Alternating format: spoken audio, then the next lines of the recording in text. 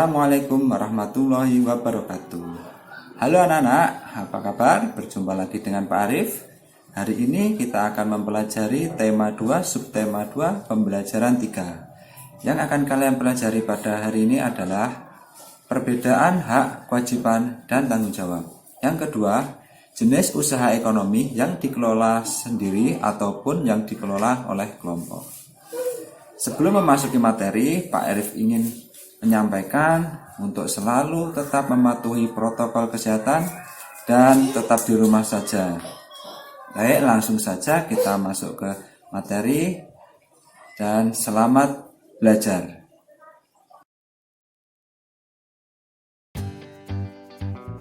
Perbedaan hak, kewajiban, dan tanggung jawab. Kewajiban sebagai warga masyarakat. Kewajiban berarti sesuatu yang harus dilakukan dengan penuh rasa tanggung jawab. Jadi, kewajiban warga masyarakat adalah sesuatu yang harus dilakukan seseorang sebagai warga masyarakat dengan penuh rasa tanggung jawab. Contoh bentuk kewajiban warga masyarakat.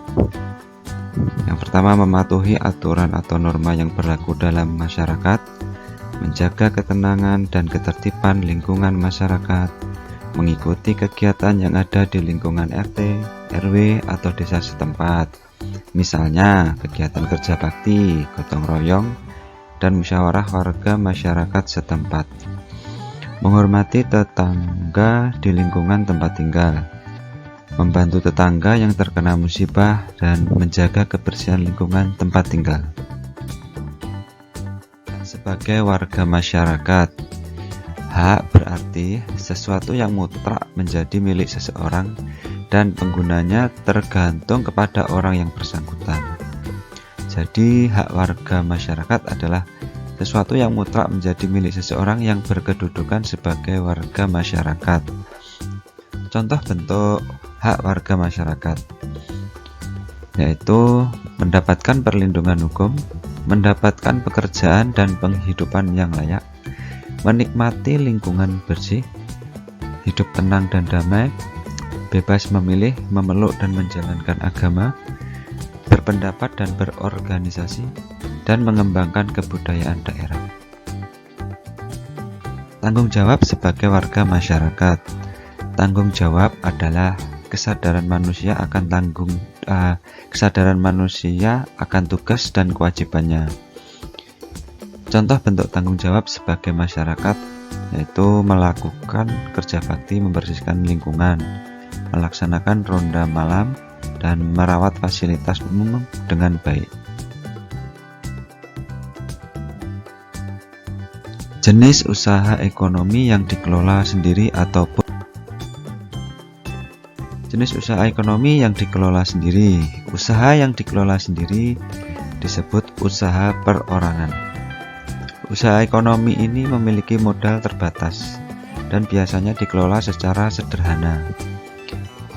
Contoh usaha ekonomi perorangan sebagai berikut. 1. Usaha pertanian. 2. Usaha perdagangan. Contohnya pedagang asongan, pedagang keliling, pedagang kaki lima, pedagang di pasar, warung, dan toko kelontong. 3. Usaha jasa. Contohnya usaha fotokopi, bengkel, potong rambut, dan penjualan pulsa. 4. Industri kecil.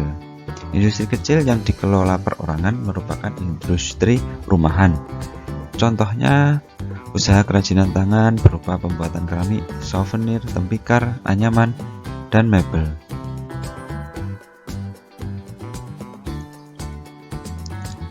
Kelebihan jenis usaha ekonomi yang dikelola sendiri yaitu keuntungan 100% menjadi pemilik modal, rahasia perusahaan lebih terjamin, pengambilan keputusan dapat dilakukan dengan cepat oleh pemilik modal mengembangkan usahanya sesuai keinginannya. Nah, kekurangannya, kemampuan dan modal terbatas karena sumbernya hanya dari satu orang.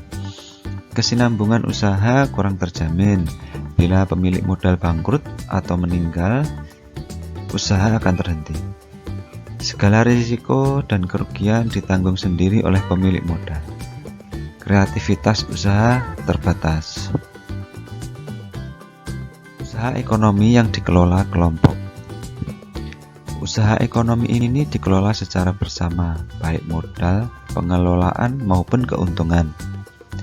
Bentuk usaha ekonomi bersama adalah firma, persekutuan komanditer atau CV, perusahaan perseroan terbatas atau PT, badan usaha milik negara atau BUMN, dan koperasi.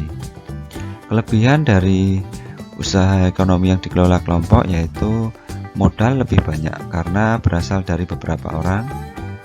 Terus resiko dan kerugian ditanggung oleh semua pemilik modal secara bersama-sama. Ide dan kemampuan usaha lebih banyak dan luas. Kekurangan dari usaha ekonomi yang dikelola kelompok yaitu keuntungan dibagi dengan pemilik modal lainnya. Pengambilan keputusan harus sesuai dengan keputusan seluruh pemilik modal. Kelangsungan usaha tidak menentu karena rawan perbedaan pendapat antar pemilik modal sehingga terancam bubar.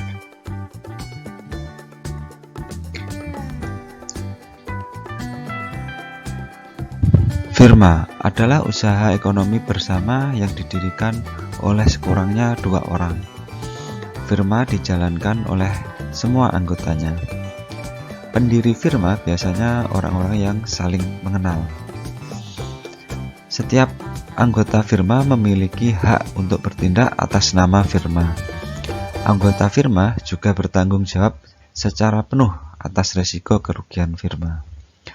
Usaha berbentuk firma biasa bergerak di bidang layanan konsultasi hukum dan keuangan. Persekutuan komanditer atau CV. Perusahaan ini didirikan oleh sekurangnya 2 orang yang menyetorkan modal. Terdapat 2 jenis anggota, yaitu anggota aktif dan anggota pasif. Anggota aktif yaitu anggota yang berperan sebagai investor atau yang menyetorkan modal dan pengelola CV. Sedangkan anggota pasif berperan sebagai investor tanpa terlibat dalam pengelolaan CV. Perseroan terbatas adalah usaha bersama yang modalnya berupa kumpulan saham. Saham diartikan sebagai bukti kepemilikan suatu perusahaan atas penyetoran modal. Setiap saham memiliki nilai nominal tertentu. Pemilik saham akan memperoleh keuntungan berupa dividen yang besarnya sesuai besar saham yang dimilikinya. Bagi perseroan yang ingin mengembangkan dan memperluas usaha, sahamnya dapat diperdagangkan di pasar modal. Contoh PT yaitu PT Indofood, PT Unilever. Badan usaha milik negara atau BUMN. Badan usaha milik negara atau BUMN atau perusahaan negara yaitu sebuah perusahaan yang seluruh atau sebagian besar modalnya dimiliki oleh negara. BUMN dapat berbentuk perusahaan umum atau perum dan perseroan terbatas atau PT. BUMN bergerak di bidang usaha yang bersifat strategis atau vital. Contoh BUMN yaitu PT KAI, PT Pertamina, PT Telkom, PT PLN, PT BRI, PT BNI, dan lain-lain. Di Indonesia juga terdapat badan usaha milik daerah atau BUMD atau perusahaan daerah. BUMD merupakan perusahaan yang modalnya dimiliki pemerintah daerah. Tujuan pendirian BUMD sebagai berikut. Yang pertama, ikut melaksanakan pembangunan ekonomi daerah dan pembangunan ekonomi nasional. Yang kedua, memenuhi kebutuhan rakyat dan menyediakan lapangan kerja untuk mewujudkan masyarakat adil dan makmur. Koperasi adalah bentuk usaha yang beranggotakan orang-orang atau badan hukum berdasarkan asas kekeluargaan. Koperasi pertama kali dikembangkan oleh Dr. Andes Muhammad Atta, yaitu dijuluki sebagai Bapak Koperasi Indonesia. Tujuan didirikannya koperasi yaitu untuk menyejahterakan anggotanya. Anggota koperasi wajib membayar simpanan pokok dan simpanan wajib. Simpanan pokok adalah simpanan yang hanya dibayar sekali saat menjadi anggota. Simpanan wajib adalah simpanan yang rutin dibayar setiap bulan. Bentuk-bentuk koperasi di Indonesia ada sebagai berikut. Yang pertama, koperasi konsumsi, menyediakan berbagai barang konsumsi untuk memenuhi kebutuhan sehari-hari. Contohnya beras, minyak, gula, sabun, peralatan rumah tangga, dan barang elektronik. Yang kedua, koperasi simpan pinjam. Koperasi ini menyediakan layanan simpan dan pinjam uang. Koperasi ini menerima simpanan dari anggota, kemudian uang yang telah terkumpul dipinjamkan kepada anggotanya. Yang ketiga, koperasi produksi, menyediakan bahan baku produksi dan menyalurkan hasil produksi anggotanya. Koperasi ini beranggotakan para produsen atau pengusaha, misalnya pengusaha batik. Yang keempat, koperasi jasa, menyediakan layanan atau jasa tertentu bagi anggotanya, contohnya koperasi angkutan. Yang kelima, koperasi serba usaha, mengelola berbagai jenis usaha, misalnya penyediaan barang konsumsi, simpan pinjam, penyediaan bahan baku, penyaluran hasil produksi. Contohnya koperasi unit desa atau KUD.